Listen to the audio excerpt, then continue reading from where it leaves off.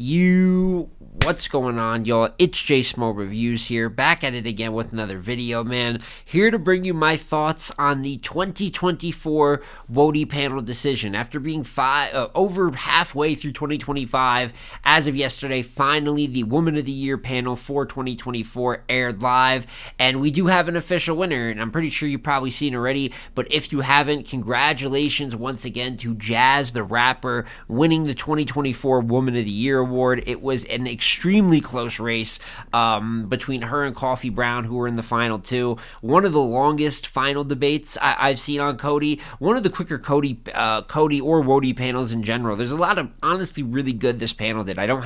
Won't be that long of a video because this isn't really a rant video. I don't have many complaints on the decisions they made. A couple things I tweaked, but even those were close. But Jazz wins 60% to 40% versus Coffee. It was tied from panel votes, and the fan vote made the decision. And if I told you it was going to come down to a fan vote, you'd probably figure that Jazz was going to win it. So absolutely incredible year from Jazz. She also walks away with 3 superlative awards. Not quite what she did in 2022 when she just swept everything. She won WOTY, she won every other Body of the Year, Battle of the Year, etc., etc. But this time around, she wins Round of the Year and Performance of the Year, I believe both from her Tay-Rock battle. And then she also won Battle of the Year, which she split with Coffee Brown, being the other half of that battle. One of the few things I disagree with, and the panel doesn't make that decision, that's fan voted, I would have had Official versus Vixen for Battle of the Year pretty clearly. I would have had Jazz versus Coffee at number 2. It was on Gnome in a bigger battle, so there's reasons I understand why a fan would vote that way. But I thought Official versus Vixen, that's the one thing where I'm like, they probably should have gotten that award. But Jazz, I think that's 17 Cody/WOTY based awards that she's gotten. That has to be a record for the ladies especially, but I think in the grand pantheon of battle rap, everyone that's won Cody awards, she has to be high up there with like the Geechee Gottis, the Rum Nitties, the people who like very often appear on these lists and win awards for these panels. But she did absolutely amazing, and I also have to give my congratulations to Coffee Brown. I said ahead of time, I knew that it would come down to the big 3 in the top 3 with Hustle, Coffee, and Jazz. And I said I thought Jazz and Coffee, either of them would understandably be the winner for me. I know Hustle had a great year, but I agreed with some of the panel's critiques about, listen, yes, she battled a lot of top-tier men that are difficult to beat, but I did not have her winning some of those battles. You know what I'm saying? I did not have her beating Swamp. I personally did not have her beating Fonz, and when it gets as close as how elite those 3 are, you're going to have to start nitpicking what separates it for you. I had the ladies beating her in some categories like impact, like material. I think with Coffee and Hustle, consistency was both a little bit up in the air, and then you have Jazz with a clean slate. So I just didn't see a path for categories that Hustle was going to end up in that top 2. And I think with Coffee and Jazz, it's just 2 completely different lanes to success. I think while Jazz has that more condensed, I think she had like half the work Coffee had, still had like 2 tough looks with Coffee Brown herself on Gnome and the Tay-Rock battle, which obviously, you know, some people were saying it's a one battle case. I even kind of alluded to that when I've talked about Jazz's case a few times. But if you're going to have a one battle case, 30 Tay-Rock on a Cody run. Like that's a very, very good way as the headliner for a Kings vs. Queens SM. But Coffee still put in a ton of work. Like I said, she had twice as many battles. She battled E-Heart, Arsenal, Shotgun Shug, John, Jazz herself. So there's like this variety of matchups. Smoke Jade and won Body. No, she didn't win Body of the Year for that. I believe she got second place, but absolutely smoked Jade and one of the bigger female versus female bodies of the year. It really could have went either way. Like, it came down to the fan vote. If you prefer that case with more volume, it might not be as perfect as Jazz's. There's the Shug battle that ends ugly. You could debate she lost a few of these battles as well, but the material was there. The strength of schedule was probably the best of any of the 3 ladies. She had an absolutely phenomenal year. If there's one different opinion in that room, we're talking about Coffee being a 2-time WOTY, and I think that goes to show she's not just someone that's battling good in this modern time, so she's hanging around in the convo with Jazz and Hustle. There's really not much of a difference in like her level of quality than those 2 in like the last 2 or 3 years. Coffee is one of the best female battle rappers alive, and I keep saying it as she adds accolades like a second place to WOTY, like winning Body of the Year to her career. Coffee is without a doubt, I think a top 10 female battle rapper of all time, and it's going to be very hard to hold her out of the top 5 conversation with the numbers that she's getting, the opponents that she's getting, man and woman, and the results. Like, she has losses in there. She has a lot of big wins against big characters in this culture, sometimes clear wins at that, like she had versus Geechee Gotti some odd years back. Hell, I had her edging the battle versus Jazz, which is a big reason if I had a vote, I might have been inclined to give it to Coffee, but it's so tough to beat someone like Jazz on those categories. The same way it's tough to beat someone like a Tay-Rock or a Twerk that's almost always going to have moments. At their peak, gives some of the best material overall in the game. So this just goes to speak to what's been really a reign of dominance for Jazz throughout her female battle rapper career, because I think she has been the best female battle rapper of all time. I felt like that for years now. Even when other women have great years, I just felt like Jazz had built such a gap with that number 1 spot. And now you add 3 more WOTY superlatives and another I'm the best female battle rapper for this year was voted on award to her list. You know, it's just one of those things where it's Tom Brady, it's Gretzky, it's Jordan, however people debate Jordan and Braun now, right? But I just feel like she is the GOAT, and it's like by a margin. I think Hustle's a very respectable number 2. Like I said, I think Coffee's climbing up those ranks as well.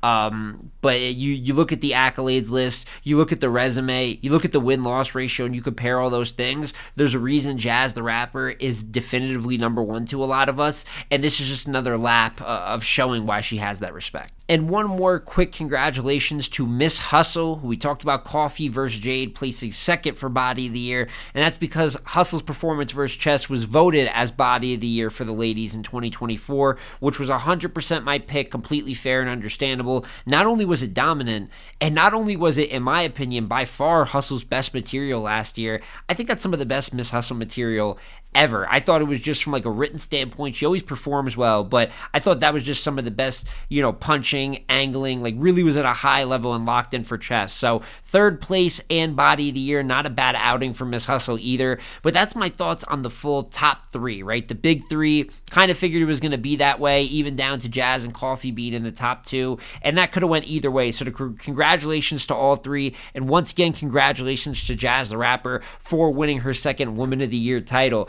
And then from there, we still have 4 to 10, and usually these are longer videos after a Cody or WOTY panel. My thoughts on like what was good, what I didn't like, looking at the whole top 10, top to bottom. But like I said at the beginning of the video, I just don't have that many like critiques or big thoughts about it. And I saw some people saying this is like the least controversial, or like this is the quietest it's ever been post-panel. And I just think that's because people were pretty okay with it. Whether Coffee or Jazz won, I think those were the main picks. And like people were not going to be mad at Jazz the Rapper winning the award. Like, she won the fan vote for a reason. She promoted it the most, probably the most likable out of the top 3. But then from there, I even think they got the rest of the list right. They had Vixen at 4. I think you could have argued Vixen even up into the number 3 spot. They even tried for a period of time. I understand, just not the same amount of work as some of those ladies while they're still battling top comp like she did. But she was a perfect at the number 4 spot. Vixen's been cooking for like 2 or 3 years in a row now at like a high level, even going into this year with the twerk win already. And then the Av battle as recent as I think last weekend or a couple weekends ago. But she had the Rum Nitty win, which was on the same card as Rock and Jazz, and probably the second best win/performance of the year. Like, if I didn't see what they voted like in the like who came in 2nd and 3rd for performance of the year, but I would have had Vixen and Nitty right behind Jazz and Rock. Humongous W for her. I would have had her and Official as Battle of the Year, like I discussed, right? So maybe that was one of the first awards they announced. If she had had the Battle of the Year accolade to go with the Nitty win, to go with the 40 bars win in the cage on Black Ice, maybe that's what it would have taken for her to bump up to 3. But 4 is completely respectable. Vixen went crazy, even with like a shorter amount of battles. Official at 5, I also completely agree with. I have no complaints. Shuni at 6, I have no complaints either. I think she had the Danny win last year, the Arsenal battle late last year as well. I think there's a lady I'm missing somewhere in there. So I'm cool with Vixen at 4. I'm cool with Official at 5. I'm cool with Shuni at 6. Bonnie at 7. I mean, Bonnie put in work last year. I can't be totally mad at her being there. I'm always going to look at Bonnie a little funny because she didn't write her raps at some point in time. It's going to be hard for me to get over. But her body of work last year, and really for the last couple years, she's around that like lower top 10 range. Like, she's never like completely, landing top 5, having the biggest wins in female battle rap, but she's always going to be somewhere in the conversation for one of the better female battle rappers, even if not one of the best. E Hart makes the list, understandable, or, her coffee battle is fan. I actually had her winning the coffee battle, so probably something that hurts coffee a little bit, but understandable why E Hart's on the list. I think the only real complaint that I have, if I can even, and I can understand the logic, is Chirac and 40 made the list at 9 and 10. I think 40 landed at 10 and Chirac at 9. Maybe it's flipped around. I don't know.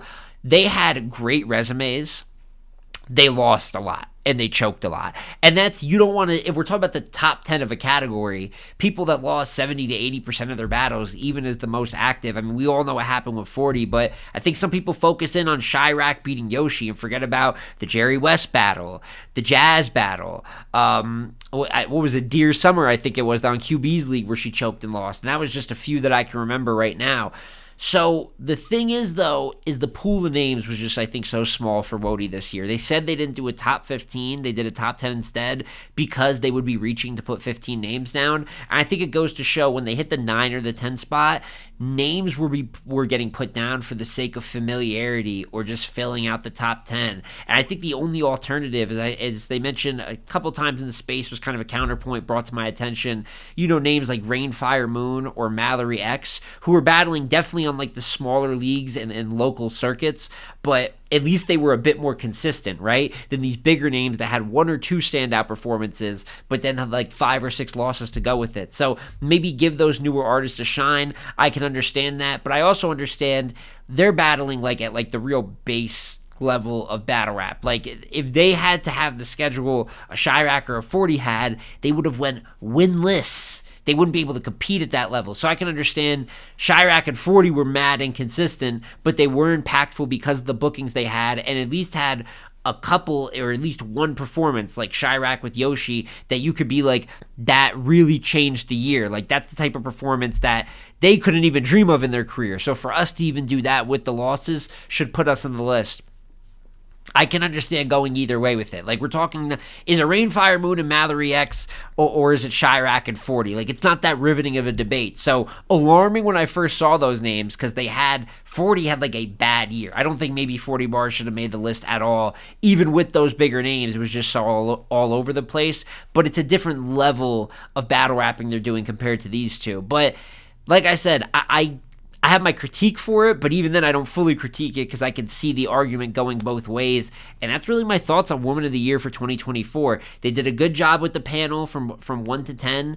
The 1 and 2 debate, people always, even when we're on the panel for Cody, complain we debate all through the list and we get to 1 or 2 and it's a quick debate. The fact that the majority of the panel is spent debating who is the actual winner at the number 1 spot, I think people like that a little bit more, and it really fleshes out the most important argument that you're going to have throughout the entire debate. So really got no problems with the winner, no problems with the ranking, and next thing we're waiting for is Jazz's press conference. I know that obviously her whole I am female battle rap rant in response to Yoshi already went kind of viral across battle rap, and now that she has another belt to go with it, I'm sure there's another prolific rant on the way. Haven't even heard from Yoshi. I'm sure that'll be pretty comedic whenever she steps out and gives her thoughts, but congratulations to all the ladies that placed in the top 10, and of course I want to hear your guys' opinions in the comment section down below. Do you agree with Jazz the Rapper being the winner? Would you have had coffee? Would you have even had hustle? Are you on the outside and you would have argued that?